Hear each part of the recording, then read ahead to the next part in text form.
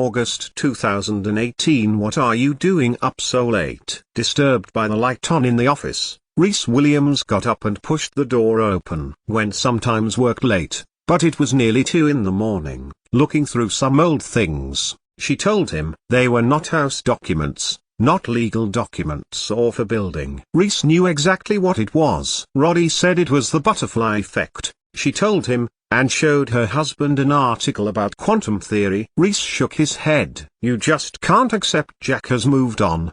Probably got a new team, he told her. It was meant to be a gentle rib, but Gwen turned sharply, and narrowed her eyes. If that's the case, how bloody dare he?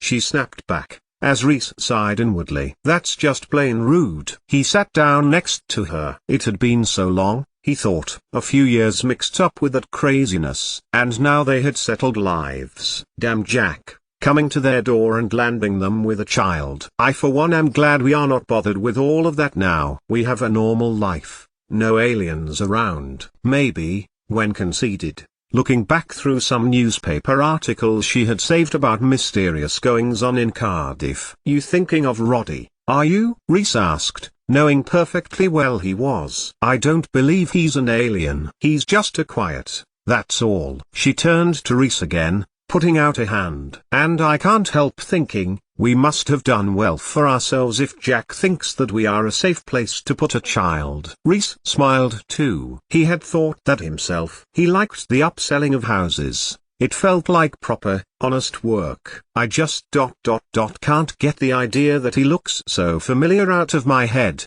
Gwen went on. He looks so familiar. David too. And have you thought about next month? Rhys asked his wife. School? He'll be in Anduin's year. Gwen got to her feet, collecting her documents from around where she was sitting on the floor. Bloody hell, I hadn't thought about it, she confessed. I'll put in an application. Jack'll have to sort it. The council will ask no end of questions otherwise. We don't even know his name, right? And you are just looking about this butterfly effect, are you? Not trying to get involved. As Gwen picked up some of the papers, she put one into Rhys's hand. The strapline read, Quantum effects on a butterfly wing. It says the idea that the fluttering of a butterfly's wings has the knock-on effect eventually, of stopping or starting an event, like a war, sort of like a set of dominoes, one knocks into the next one, and so on. Can't abide butterflies, Rhys confessed, caterpillars with big ideas. But, I know you won't give up on the idea, and I have to accept that. Maybe it'll be faster if I help you. 88,888,888 October 2006. No,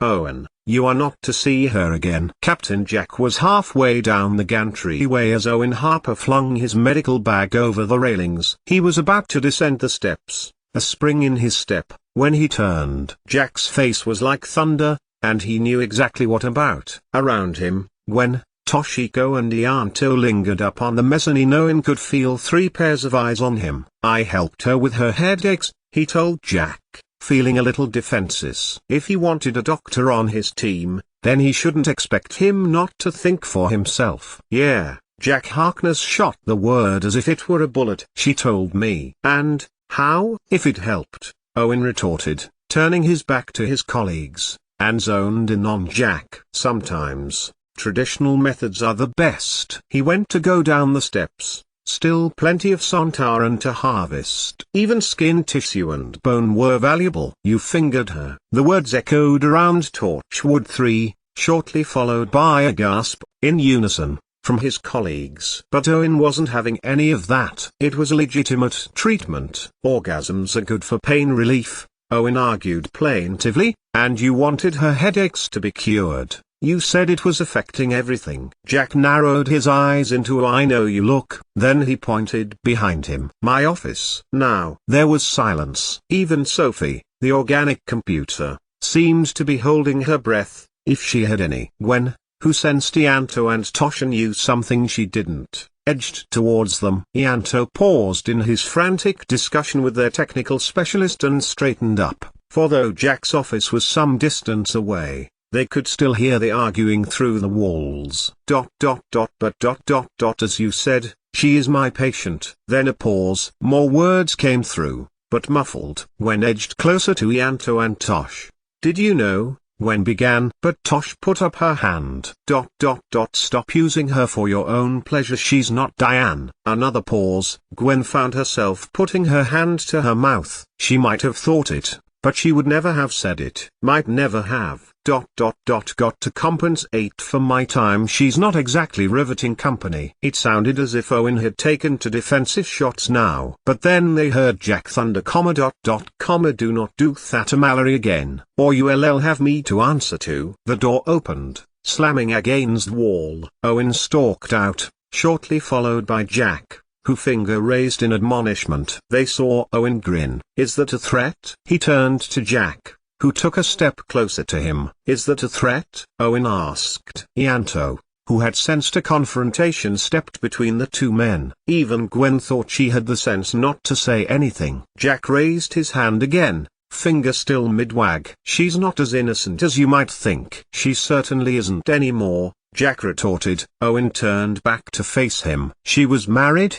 Wasn't she? That watched Jack shake his head. If he was aware that the rest of his team were closing in on them, he did not show it. In fact, he continued to stare at Owen, finger raised. It was only when Gwen spoke he turned. You're saying, Jack, she said, that after years of being married they never once had sex? Some marriages are like that, said Toshiko, quickly. My parents was. Slowly, all eyes turned from Jack and Owen to her. What? Gwen asked. You are living proof that what you've just said is complete bollocks. But Tosh was shaking her head. Sorry, she said, firmly. I don't like thinking of things like this. A marriage should be sacred, or what is the point of it at all? And to Owen, added, I think what you did was totally out of order. Keep talking, Owen thought. It might diffuse his anger. But he would do it again. If necessary. It was a legitimate technique, as long as it was done by a doctor. Is it going to be the same when she marries Archie, I wonder? Mused Gwen. He's in his 60s, got to be, said Ianto. And how old is Mallory, Jack? Asked Toshiko, not as innocently as it might appear. She was born in 77, so 29? The brief glance she gave to Ianto did not go unnoticed by their captain, who had turned back to Owen, and continue to berate him. Just you are not to go there again, do you understand? He spat. All right, Owen agreed, holding up his hand as if in surrender. Good. Right, Jack told him, then nodded towards the Sontaran. When will the nerve agent be ready? This afternoon, Owen told him, trying not to yawn. Letting a quick one out in a public toilet cubicle was tiring work. I'm on it, he added, the recall of that little delight brightening his face. Good, Jack concluded, then stalked over to his station. Owen grunted, and turned away too. And, when everyone had returned back to their tasks, the awkward silence falling like a mist over them all, he turned back to look at Jack. Like hell I'm not. 88,888,888. What time were you in this morning? Tosh, bent over her workstation, turned back to look at Ianto, who had done the coffee run on the way in. Jack had wanted them in early, but Tosh had arrived even before the 6 a.m. time he had insisted on. There was a busy day ahead, mainly sorting out the flotsam and jetsam that the rift had spat out over its particularly active day, the day before. 5, she lied. I have been trying to get past the filters on the archives, so I can find out about Mallory, she told him. But I keep coming up with a blank. So, nothing? She existed outside the system, at Torchwood 4? Tosh turned her eyes upon her colleague, and gave Ianto a small smile. For her, yes. But, those dates are key. 1941, 1963, 1977. They are all Mallory's year of birth. Look. She pointed to the screen. Ianto craned over, and looked at the document that detailed the birth of a baby girl on 3rd of September, 1941, and again in the 2 subsequent years. She was born 3 times? Ianto wondered. Suppose so. But look, these 3 years come up for the only records of her mother. Ren disappeared in 1941 with Roderick Collier. She appears in 1962 and 1977 as well. That are searching for her. he sighed. Unit. Toshiko nodded. Unit had been trying to find her, and Roderick did something to hide them both. He was the founder of Torchwood, after all. What he didn't know wouldn't have been worth knowing. And, Tosh broke off suddenly and gave a gasp, as Captain Jack stood at the entrance, giving them both a slow hand clap. Very good. He praised them, sarcastically. Very good. He swaggered over from the inner double-lock door which was swinging on its hinges. I tell you, to leave it. Leave Mallory alone, their leader told them in a slow, dangerous tone, and you pry into the archives. He bent over the screen and then looked between them. You know, of course, that unit are after her. Still, Ianta raised his eyebrows, the look of shock on his face palpable. Oh, yeah, Jack confirmed. They are the kind of people who never give up. They're like the taxman in that regard. But, of course, many of them are the taxman, he added hastily, not even bothering to switch off the screen, or shout at them. Crossover skills, he added. These people are relentless. So, now they know that we know. Another voice spoke. It was Gwen, and she had her fists on her hips, annoyed that she wasn't in the know and eager to chip in. And now they know we know, Jack repeated,